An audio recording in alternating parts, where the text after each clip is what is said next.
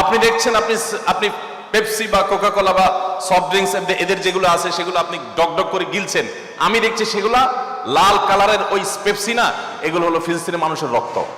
আল্লাহ তাআলা আপনাকে জিজ্ঞাসা করবেন না তুমি সেখানে সামরিক শক্তি কেন পাঠাও না, কারণ সামরিক শক্তি আপনার হাতে নাই। আল্লাহ জিজ্ঞাসা করবেন তোমার বাসায়, তোমার টয়লেটে, তোমার বেডরুমে, তোমার প্রত্যেকটা জায়গা তাদের পণ্যগুলো শোভা পেয়েছে, এই পণ্য বেচার টাকা দিয়ে তারা বোমা হামলা করে মানুষ মেরেছে। তুমি জেনে হোক আর না জেনে হোক, তুমি বুঝে হোক আর না বুঝে হোক, তুমি কিন্তু সেই বোমা হামলার সাথে জড়িত। প্রতিদিন তুমি চাঁদা দিচ্ছ ফিলিস্তিনের মানুষকে হত্যা করবার জন্য। আমরা কয়দিন খুব জোরে সোরে বয়কট করে এরপরে আবার আমাদের সবকিছু সয়ে যায়। এক ভাই খুব চমৎকার বলেছেন, আমরা মানিয়ে নিয়েছি শোক, আবার উদরে ঢালছি কোক। এই যে কোকা কোলার পক্ষে দেখেন না কি শুরু হয়েছে, নতুন করে পর্যন্ত বিজ্ঞাপন বানিয়ে চেতনা বাণিজ্য করার চেষ্টা করছে। বয়কট কঠিন একটা জিনিস। হ্যাঁ, এটা নিয়ে ইখতিলাফ আছে বিজ্ঞানীদের মধ্যেই ধরেন বা বড় বড় বিশ্লেষকদের মধ্যে, যে বয়কট আসলে কতটা কার্যকর, যে শুধু বয়কটের দ্বারাই আমরা ওদেরকে দুর্বল করতে পারবো কিনা, ওদের অর্থনীতির মেরুদণ্ড ভাঙতে পারবো কিনা। কিন্তু আলহামদুলিল্লাহ আমার দিল খুশি হয়ে গেছে যে বয়কটের দ্বারা ইসরায়েল যে মাইনকে চিপায় পড়েছে, এর অন্যতম প্রমাণই হলো কোকা কোলার পক্ষে অন্য সুরতে বাণিজ্য আবার শুরু করেছে, বিজ্ঞাপন পর্যন্ত দিচ্ছে, যেটা নিয়ে বাংলাদেশ পর্যন্ত গরম হয়ে গিয়েছে। এখান থেকে আমার বুঝে এসেছে যে কোকা কোলা বয়কট করায়, এই পেপসি বয়কট করায়, এই সমস্ত পণ্য বয়কট করার ফল ইতিমধ্যে ওদের উপর পড়তে শুরু করেছে। তো সবাই মিলে যদি খালি বয়কটটাই ধরে রাখতে পারতো, পরিস্থিতি কি হতো একটাবার চিন্তা করেন।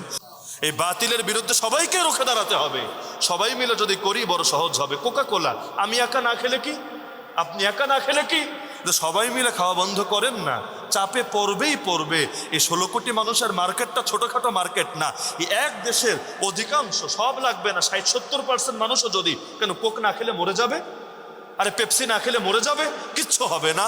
ইমানটা তো এমন থাকা দরকার ছিল, যদি গোটা দুনিয়ায় এক ফোঁটা পানিও না থাকে আর বাঁচার জন্য খালি কোক আর পেপসি খেয়ে বাঁচা লাগে, প্রয়োজনে মরবো, কিন্তু আমি আমার ভাই মাজলুম হবে সেই পথ কিছুতেই খুলে দেব না।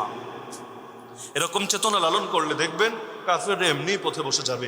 ইন্ডিয়ার কত বড় মার্কেট বাংলাদেশে, দেখেন ইন্ডিয়ার কত বড় মার্কেট বাংলাদেশে, আবার এই বাংলাদেশের উপরই বরদবস্তানি করে, এই সীমান্তে নিয়মিত মানুষ মারে, কোনো আফসোস নাই।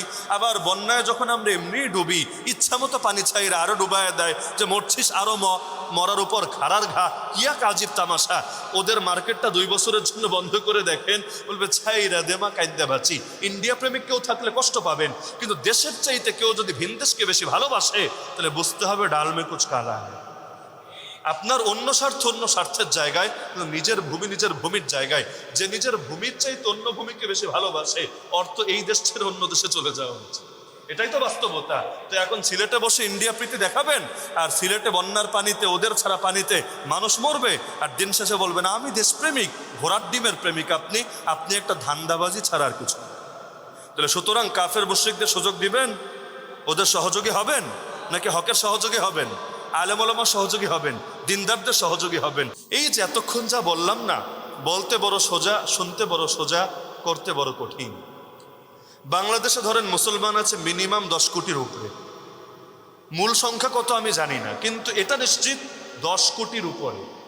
এর মধ্যে 10 কোটি যদি মুসলমান এক দেশে থাকে, ওই দেশে 100-200 আলেমকে বছরের পর বছর নির্মমভাবে কারাগারে কিভাবে পড়ে থাকা লাগে আমাকে বুঝান, যুক্তি দিয়ে, দর্শন দিয়ে, যেভাবে পারেন বুঝান।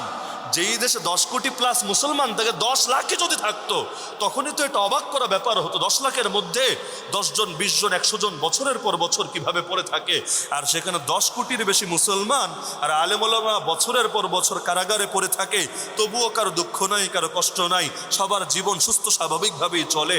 নবীর জীবন পড়েন, নিজের জীবন দেখেন, দুটোর সাথে মিলান। ওসমানকে বন্দী করা হলো, নবী 1400 সাহাবীর থেকে বায়াত নিলেন, তোমরা প্রত্যেকে এসেছো ওমরা করতে, তাতে কি আমাকে বায়াত দাও যে ওসমানের রক্তের প্রতিটা ফোঁটার বদলা নেব, তারপর ঘরে ফিরে যাব। এক ওসমানের রক্তের বদলা নিতে মরা লাগলে সবাই মরব, তবু হুদাইবিয়ার প্রান্তর ছেড়ে আমরা কেউ ফিরে যাব না। তা আল্লাহর নবী এক ওসমানের রক্তের বদলা নেওয়ার জন্য 1400 সাহাবীকে মরার ব্যাপারে রেডি করে ফেলেছেন, আর আমাদের চোখের সামনে কত মানুষ মরে যাচ্ছে। এই যারা বন্দী হয়েছে আপনারা স্মরণও রাখেন নাই, এদের কয়েকজন কারাগারেই ডেড হয়ে গেছে। জানেন ইতিহাস? এই ইতিহাসও তো স্মরণ রাখার কোনো দরকার নেই। অসুস্থ ছিল আগ থেকে, ওষুধ পায় নাই, চিকিৎসা পায় নাই, সেবা পায় নাই, কিচ্ছু পায় নাই, কারাগারেই মরে গিয়েছে, শেষ। তাদের নামটাও কেউ মুখে আনে না, কারণ নেতা তো না, নেতা তো না, তার নামটাও কেউ মুখে আনে না। তার নামে কোনোদিন কেউ হয়তো কোনো শোকগাথাও রচনা করবে না, কিন্তু কিয়ামতের দিন কোন মুখ নিয়ে দাঁড়াবেন তাদের সামনে? তাই সহযোগী কেমনে সহযোগী হলাম আমরা বলেন? হকের সহযোগী হয়নি, বাতিলের সহযোগী হয়েছি। এ কারণে আসেন না সবাই সবার সহযোগী হয়ে যাই, সমাজটাকে সুন্দর করি। সমাজ বাঁচলে ঈমান বাঁচবে।